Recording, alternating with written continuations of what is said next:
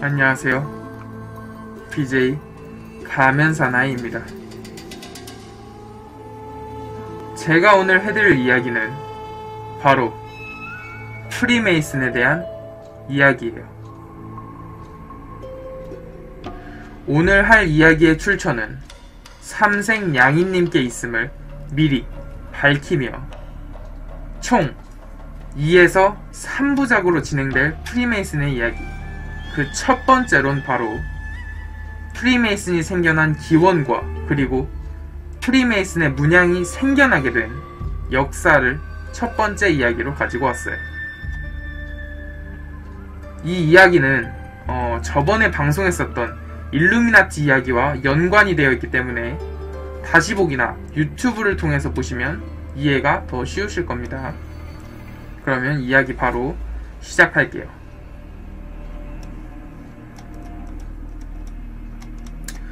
자, 가장 오래된 역사를 자랑하는 비밀 결사단 프리메이슨. 그들의 의식과 활동은 비밀에 붙여져 많은 음모론의 주인공이 되었어요. 세계 지배의 의혹부터 유혈혁명의 배후, 그리고 악마 숭배자까지, 현재까지도 프리메이슨에 대한 세간의 의문제기는 끝이 없죠. 하지만 프리메이슨 측은 공식적으로 그 어떤 음모론과도 관계가 없으며 종교의 자유와 기부, 그리고 형제애를 중요시 여기는 단체일 뿐이라고 주장해요. 과연 그들은 어떠한 단체이며 오늘 프리메이슨의 기원과 역사를 통해 그들의 실체를 알아보도록 하죠. 자, 프리메이슨의 역사는 기원전 1000년 전으로 거슬러 올라가요. 그 시발점은 솔로몬 신전의 건설과 관계가 있죠. 솔로몬 신전은 10계명이 적힌 석판을 보호하고 하느님의 은총을 기리는 뜻에서 건축하기 시작한 성전이었어요. 그때 당시 건축 책임자는 과부의 아들로 불리우던 히람 아비프루였어요. 프리메이슨의 전설에 따르면 이스라엘의 왕 솔로몬은 신에게서 직접 설계도를 받았다라고 말해요. 히람은 이 신성한 계획의 비밀을 알고 있는 극소수의 사람들 중 한 명이었죠. 지금 이 사진에 보이는 이게 솔로몬 신전의 예상도라고 하네요. 이 사진은 솔로몬 신전의 구조라고 해요. 자, 솔로몬 신전에 관한 비밀을 알고 싶었던 석공 3명이 히람을 몰아세웠어요. 이 3명은 주발로, 주발라, 주발롬이라는 이 3명의 석공은 이 히람으로부터 마법의 힘을 가진 비밀 암호를 얻길 원했죠. 히람은 매일 정오가 되면 신께 기도를 올리러 신전 건설 현장을 나섰어요. 그 시간을 기다려 3명의 석공은 각자 신전의 출구를 막고 히람을 기다렸어요. 히람이 동쪽 출구로 다가오자 주발로가 히람에게 물었어요. 신전 건설의 비밀 암호를 말해라. 이에 대한 히람은 강경하게 거부했죠. 이 뜻은 신전이 완성되면 알려주겠다는 것이었어요. 하지만 주발로는 그의 대답엔 분노해서 날카로운 돌로 히람의 목을 내리찍었어요. 히람은 곧바로 그곳을 도망쳐 남쪽 문으로 향하였고 그곳에선 주발라가 기다리고 있었죠. 그리곤 주발라가 다시 같은 질문을 합니다.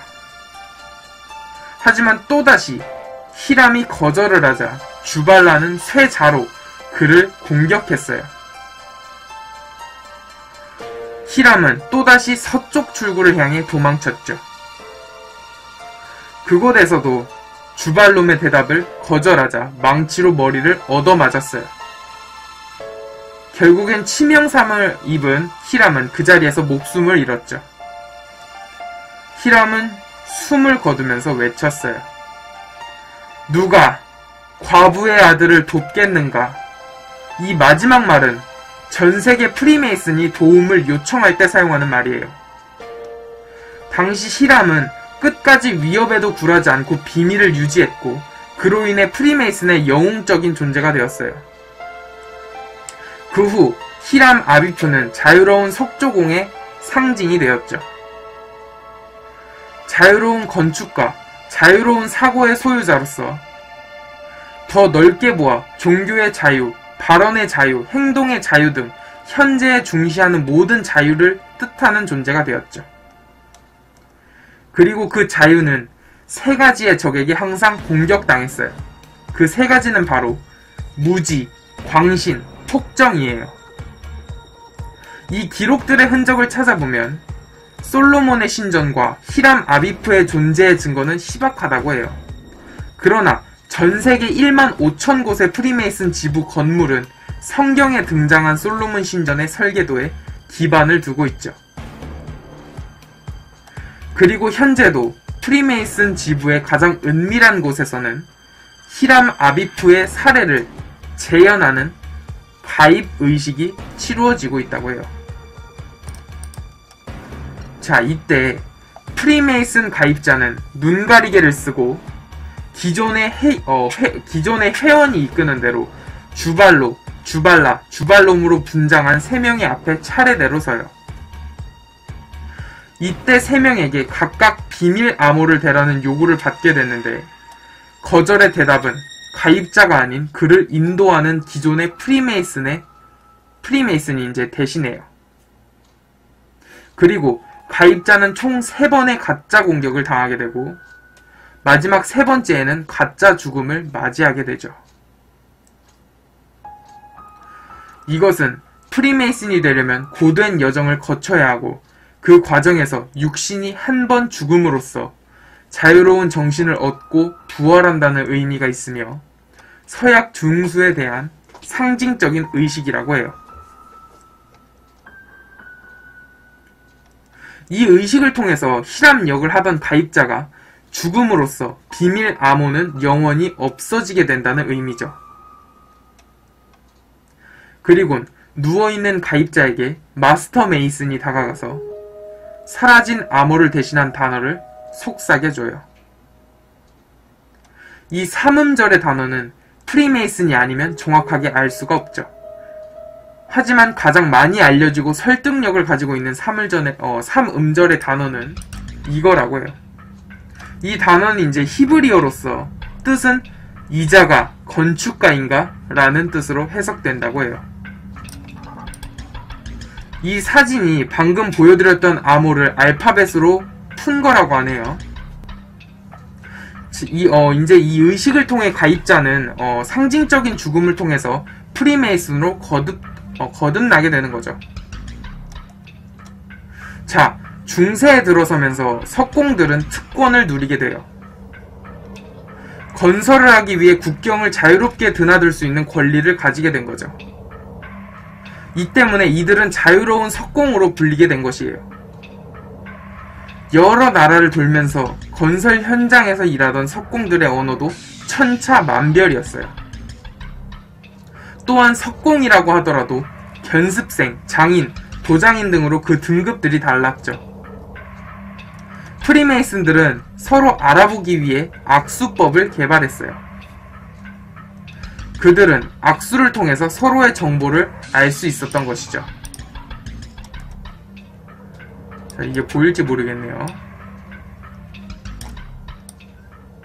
안 보여도 대강 이렇게 있다라는 것만 알아주세요, 여러분들. 사진이 너무 작아가지고 너무 안 보이네. 자, 막 이런 식으로 있어요. 자, 이런 식으로. 자, 이제 이것이 우리가 알고 있는 프리메이슨의 비밀 악수 암호예요. 잘 알려져 있대요. 자, 석공길드에서 생겨난 악수법은 동업자 조합보다도 훨씬 앞서 있었어요. 석공길드는 민주적이었으며 개개인이 가진 부가 얼마이던 간에 상관없이 서로를 평등하게 형제로 대했죠. 자, 현대의 프리메이슨은 중세 석공의 수평자로서 평등을 중시하던 전통을 형상화한 것이라고 해요. 지금 보이시는 이 사진이 수평자예요. 이 수평자는 서로가 동등하다는 것을 상징한다고 하네요. 그리고 수평자에 이어서 다른 상징들도 알아보도록 하죠. 자, 석공들이 항상 작업에 사용하던 컴퍼스와 직각자, 흑삽이 있었어요. 여기서 컴퍼스는 욕망의 자제와 자신의 행동을 도덕적인 테두리에 포함시키는 것을 의미하며, 직각자는 정직과 공정을 상징한다고 해요. 또한 흑삽은 굳은 결속과 형제의 전파를 의미하죠. 그리하여 탄생된 프리메이슨 문양이 이겁니다. 이게 지금의 프리메이슨의 로고예요. 이 컴퍼스, 직각자 속 중앙의 G는 신을 뜻한다고 하네요. 이 신은 우주를 창조한 위대한 창조자이며, 특정 종교의 신과는 상관없이 프리메이슨 회원들 각자가 믿는 신을 말한다고 하네요. 프리메이슨에 가입하려면 꼭 종교를 믿어야 된다고 해요. 그 종교의 종류는 상관이 없지만 신에 대한 믿음을 가진 자만이 프리메이슨이 될 수 있다고 해요. 이처럼 프리메이슨은 종교의 자유를 강조하고 있어요. 프리메이슨 안에는 성경과 불경 그리고 코란 등이 다같이 있는 이유도 이 때문이죠. 이리하여 17세기에 들어서면서 석공 길드는 그 전까지와는 다르게 구성원이 달라지게 돼요. 계몽주의 학자와 철학자들이 프리메이슨의 주요 구성원이 된 것이죠. 이들은 1717년 런던에 모였고, 제임스 앤더슨이 프리메이슨의 규약을 집필하였어요. 자, 이 서적이 이제 프리메이슨의 규약책이라고 하네요. 계몽주의 시대의 프리메이슨은 정계와 학계에 많은 파란을 일으켰어요. 그 중에는 아이작 뉴턴도 있었죠. 여러분이 아는 과학자 뉴턴입니다. 아이작 뉴턴은 기독교의 교리 대신 과학과 이성을 택했어요. 당시 과학의 중심은 왕립학회였는데, 그 당시 초대 회장이 바로 아이작 뉴턴이었죠.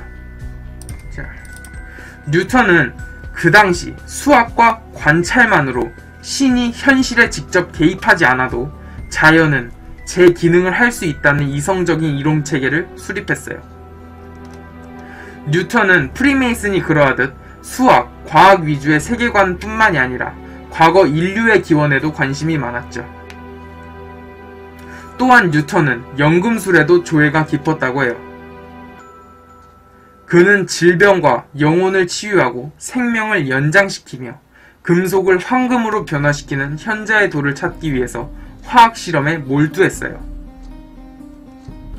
그리고 그는 솔로몬의 신전에도 관심을 보였죠. 뉴턴은 현자의 돌의 제조법이 솔로몬 신전에 숨어 있다고 생각했어요. 그 이유는 고대에는 과학과 신앙이 하나로 묶여 있었기 때문이었다고 하죠. 자, 뉴턴은 이처럼 솔로몬 신전의 세밀한 설계도를 그렸어요. 이게 지금 설계도예요. 뉴턴은 기하학을 재구성하고 수치를 새로 해석했지만 결국 현자의 도를 찾는 데에는 실패했죠. 계몽주의 사상은 정치에서도 큰 영향을 미쳤어요. 1649년 영국 의회는 약정을 펼친 찰스 1세를 처형하고 공화국을 건국했다가 제한적 군주제로 복귀했어요. 루이 14세를 비롯한 유럽의 절대 군주들에게도 계몽주의 사상은 위협을 느끼게 했죠. 자연히 계몽주의 사상은 전 유럽에서 억압받았으며 교회는 새로 등장한 이 세력에 주목했어요. 계몽주의 사상가들은 과학과 자유주의를 이제 신봉하고 인도주의적 관용 정치, 종교의 분리를 주장하였기 때문에 정치 또는 종교 재판에 회부될 위험성을 감수해야 했어요. 그 당시 종교 재판 같은 거는 이제 굉장히 혹독했습니다. 그들은 박해를 피해 평등주의를 표방하는 프리메이슨에 소속되어 있었죠. 18세기 프리메이슨 지부는 혁명적 사고를 가진 이들이 가득했어요. 그곳에서 시작되어 지금의 관용, 형제, 평등을 주장하는 프리메이슨의 사상이 구체화된 것이죠. 이때는 석공보다 지식인의 비중이 높아졌고 1717년 6월에 최초의 영국 프리메이슨 총본부인 그랜드 로지가 런던에 창설되었어요. 프리메이슨은 당시로선 급진적 사상인 종교적 관용을 윤리헌장 1조로 선택했죠. 지도자는 민주적으로 선출했어요. 그들은 히람 아비프의 전설을 미화하고 많은 상징 언어들을 만들어냈죠.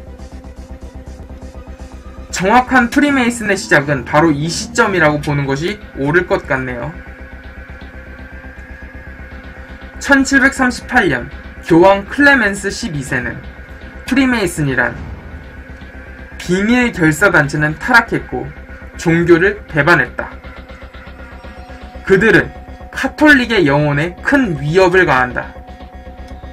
따라서 카톨릭 교도가 프리메이슨에 가입하거나 그들을 지원할 경우 파문으로서 엄중히 대응할 것이다. 라는 교지를 내렸죠. 이후 1세기에 걸쳐 프리메이슨은 사회에서 계속해서 공격을 받았어요. 하지만 이 부분에서 다양한 종교를 인정하는 프리메이슨은 교회의 탄압을 피해서 더욱 비밀을 유지했는지도 모르죠. 새로운 세계관을 가진 프리메이슨은 곧이어 미국으로 전파되었어요. 프리메이슨이었던 벤자민 프랭클린은 미국 독립의 외교 분야에서 핵심적인 역할을 했죠. 그는 프랑스의 지부인 나인 시스터드 로지 소속이었다고 해요. 자, 프리메이슨의 의식 예복을 입은 벤자민 프랭클린의 모습입니다. 벤자민 프랭클린은 토머스 제퍼슨이 작성한 독립선언문 초안의 변경을 제안했어요. 우리는 다음 내용을 신성하고 명백한 진리로 여긴다. 이 부분에서 신성한을 자명한이란 단어로 바꾸었어요. 이는 미국이 종교 대신 이성으로 지배되어야 한다고 생각했기 때문이죠. 독립선언문에 서명한 56명 중 9명의 프리메이슨이 있었고 벤자민 프랭클린 외에도 당시 유명한 프리메이슨은 미국 건국의 아버지이자 초대 대통령인 조지 워싱턴이 있었다고 해요.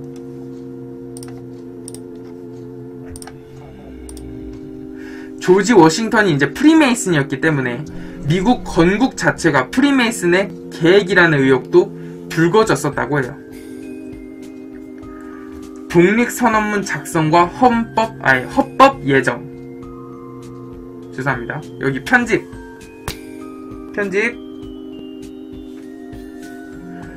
독립선언문 작성과 헌법 제정. 워싱턴 DC의 설계에 프리메이슨 일원이 중요한 역할을 담당한 것은 맞다고 하죠. 미국과 관련된 프리메이슨의 음모론은 2부에서 자세히 다루어 줄게요.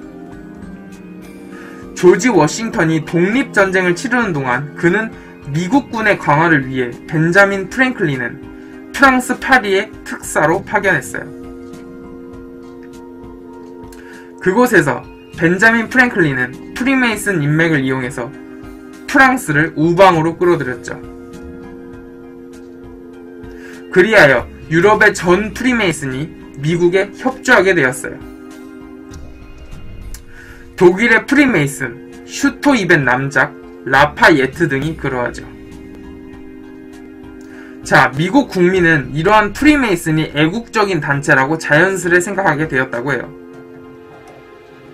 1789년 조지 워싱턴은 프리메이슨 지부 소유의 성경에 손을 얹고 대통령 선서를 했고 1793년 프리메이슨이 의회에 주춧돌을 놓는 행사에 조지 워싱턴은 프리메이슨 정복을 입고 참석했죠. 조지 워싱턴은 옥수수와 술, 기름을 올리는 프리메이슨식 행사를 주관했어요. 그때 당시 옥수수는 부와 번영을 상징하며 기름은 평화를 상징하고 포도주는 행복을 상징했다고 해요. 자, 공개적으로 회원을 모집했던 프리메이슨에 대한 미국의 평가는 1826년 갑작스런 살인 혐의로 인해서 무너지게 돼요. 자, 뉴욕주 바타비아에 살던 윌리엄 모건은 프리메이슨의 탈퇴자였어요. 그는 프리메이슨이 가장 비밀시 여기던 의식에 대해서 낱낱이 적은 책을 출판하겠다고 만천하에 선언했죠. 얼마 후 만취한 모건은 $2 60센트의 대출금을 갚지 않은 혐의로 수감되었어요. 그런 그를 프리메이슨 회원들은 모든 방법을 동원해 막으려고 했죠. 하지만 이것은 곧 비극으로 이어졌다고 해요. 그때 당시 모건은 어떠한 설득이나 협박에도 굴하지 않았고 종국에는 납치되었다고 해요. 한밤중 그는 감옥에서 끌려나와 마차에 실렸고 그 후 그의 행적은 전혀 알려지지 않았다고 해요. 그렇게 그대로 실종된 것이죠. 목격자의 증언에 의하면 모건이 살인이야! 라고 외쳤다고 해요. 물론 그가 살해당했는지에 대한 정확한 근거는 없었어요. 하지만 당시 현지 회원 4명이 납치 혐의로 기소되었다고 해요. 4명의 혐의자는 가벼운 형이 선고되었고 이로 인해 민심이 동요되었죠.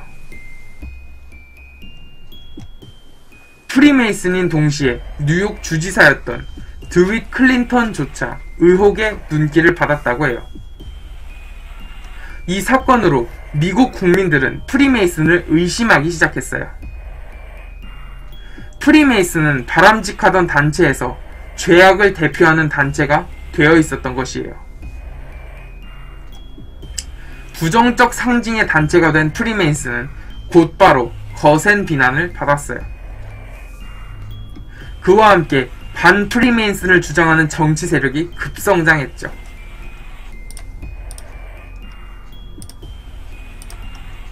당시 반프리메이슨은 1832년 대통령 선거에서 민주당 소속의 프리메이슨 앤드류 잭슨에게 패했으나 반대로 타격을 주는 데는 성공했어요. 목사들은 예배에서 프리메이슨을 강력히 비난하며 이단, 신성모독으로 규정했고 탈퇴 거부자를 교회에서 파문시켰죠. 뉴 잉글랜드 교사들은 프리메이슨 자녀의 등교를 봉쇄시켰고 가정주부와 어머니들은 프리메이슨 지부에서 남성들만의 비정상적인 행위가 벌어진다고 고발하기에 다다르죠. 이로 인해 각지의 프리메이슨이 타격을 받았어요. 이리하여 미국에서의 프리메이슨은 사라지는 듯 싶었습니다. 하지만 프리메이슨의 카리스마적인 새 지도자가 등장해 조직을 다시 살려냈죠.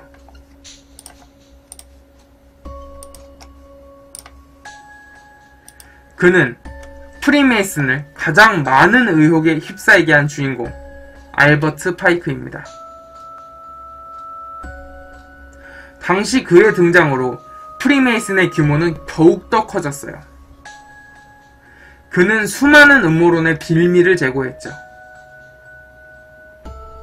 파이크의 활동은 인종차별과 악마숭배란 의혹과 비밀 핵심 지도자가 미국을 정복할 계략을 꾸민다는 비난을 초래했어요. 그는 도덕률과 교리라는 책을 집필했는데 그 책의 내용은 고대 종교와 철학, 온갖 난해한 사상을 풀어쓴 것이었어요. 또한 파이크는 고대 종교와 천문학, 신화, 전설을 결합시켜 33도라는 새로운 개념을 정립하였어요.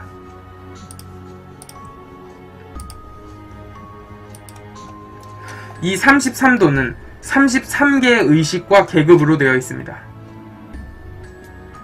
음모론자들은 33도 중 상위 14도의 고위기관에 가야만이 일반 프리메이슨에게 숨기고 있는 음모의 본질을 알 수 있다고 주장해요. 자, 이 부분에 대해 자세한 내용은 2부에서 다루도록 할게요.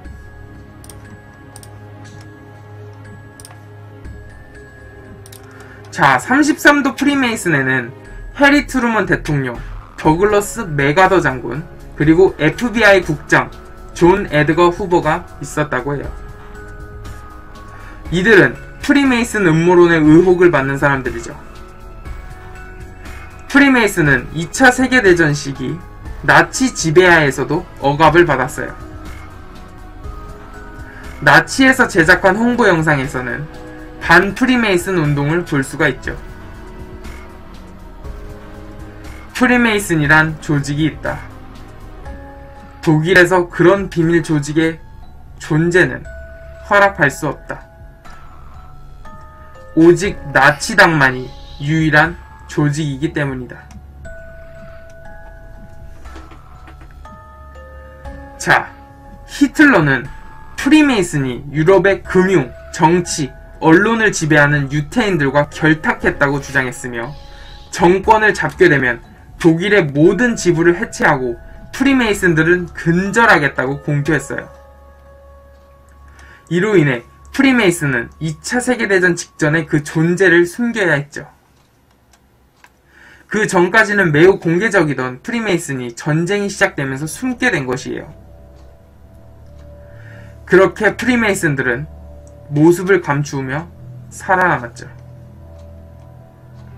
이러한 비밀스러움 때문에 각종 의혹들을 받았지만 이미 박해받고 있는 프리메이슨은 공개적으로 이를 반박할 수가 없었어요. 하지만 서서히 현대에 들어서면서 프리메이슨은 보다 개방적으로 그들의 운영 방침을 바꾸게 되었죠. 영국 총본부는 일반인에게 공개되어 있으며 연간 3만 명의 방문객이 찾고 있다고 해요. 자, 캐나다 헬리팩스 지부는 한 단계 더 개방하여 지부의 내부 모습과 의식 절차도 촬영할 수 있게 허용했다고 해요. 이게 실제 내부 모습입니다. 자, 이 사진이 프리메이슨 지부의 내부 구조 모습이에요. 전방에 재단 쪽에는 이제 큰 의자가 하나 있는데 이쪽에 화살표 되어 있죠. 이 의자에 그랜드 마스터가 앉으며 솔로몬 의자라고 불린다고 해요. 재단 바로 앞 양쪽에는 두 개의 마름돌이 있죠. 의자 옆에 있죠. 마름돌. 화살표 돼 있는 게 이제 마름돌이에요. 그 사이에 있는 게 의자였죠. 이 마름돌 중 하나는 거친 마름돌이고 하나는 부드러운 마름돌이라고 해요. 거친 마름돌은 프리메이슨에 들어온 사람을 뜻하고 부드러운 마름돌은 마스터 메이슨이 된 사람을 뜻한다고 하네요. 자, 이렇게 그랜드 마스터 양쪽으로는 지부의 자금을 관리하는 회원과 지부의 사업을 모두 관리하는 비서 임원이 자리 잡게 돼요. 통상 비서 임원은 그랜드 마스터가 가장 신뢰하는 회원이 되죠. 이 사진이 실제 프리메이슨의 집회장입니다. 그리고 남성만으로 이루어져 있던 프리메이슨에 여성들의 참여도 가능하게 되었어요. 물론 일부 지부에 해당하지만요. 모든 지부는 아니에요. 영국과 웨일즈에 여성 지부의 총 본부가 2곳이 있으며 기존의 프리메이슨과 동일한 이념과 의식을 추구하고 의복도 같다고 해요. 남녀가 같이 참여하는 지부가 있는가 하면 오직 여성들로만 이루어진 지부도 있다고 하네요.